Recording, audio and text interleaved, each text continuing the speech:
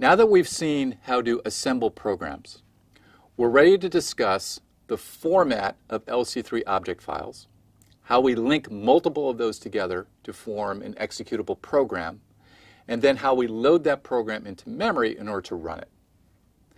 An LC3 object file consists of the starting address where the program will be placed in memory, followed by the machine instructions. So here's an example using our count character object file. Remember that the very first statement in our program was .org hex 3000, so we put that value hex 3000, of course in binary, into our program as the first part of this program. And this is followed by all the instructions starting with the AND instruction in our program, and then of course ending with those two .fill directives. Now we need the ability to link multiple object files together to create an executable program. So in a large program, there are multiple developers who are simultaneously writing parts of that program. So I might be writing part of it, you might be writing another part of it. So we have code blocks which are written by multiple people. We also have library routines, such as input-output libraries that come with the system that we don't write. So we don't have to write our own routines for reading something from input or writing something to output. So we have the system that provides those. So we need to link those potentially into our program as well. Now we have a special piece of software called a linker. This is a program that combines multiple object files into the executable file that can run on our machine. Now, one of the issues with linking is that we have labels that may cross object files.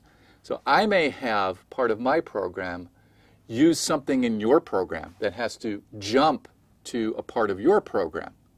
So we may have a label that's in my program that isn't referred elsewhere in my program, but is in your program instead. So how do we handle this? Well, we have to have some notation, for instance, something like .external, that tells the assembler that a symbol is defined in another module.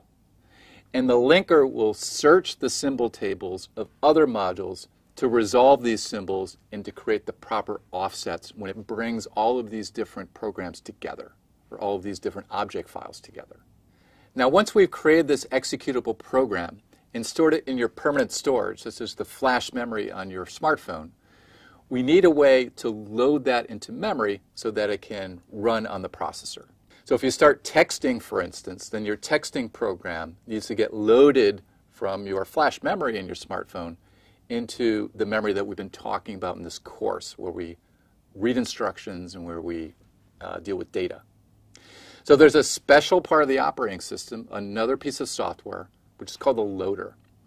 And this copies this executable file from permanent storage into memory and then starts the program.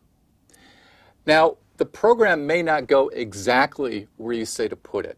So in our object file in LC3, we may say hex 3000 as the first part of it, as part of the .org. But the operating system has free license to put it where it needs to, because multiple programs may share the exact same memory. So let's take an example of texting. You may be, say, taking a photo, have your photo program open. At the same time, you receive a text. So both of those programs are sharing memory. They both reside in memory at the same time. So there's a special part of the operating system called the Virtual Memory Management System that takes care of this. So this makes sure that your program and my program, or in this case the texting program and the photo program, don't interfere with each other, that they get their individual parts of memory, and that they don't read each other's memory. There's some protection there. And that they don't interfere with each other, that they each get their own piece of memory. So that's the part of the operating system that handles that. Now in this course, we're only going to deal with a single program. The idea of virtual memory management, that can be handled in an operating systems course, for instance, or a more advanced course in computer organization. This course, we're only going to deal with a single program.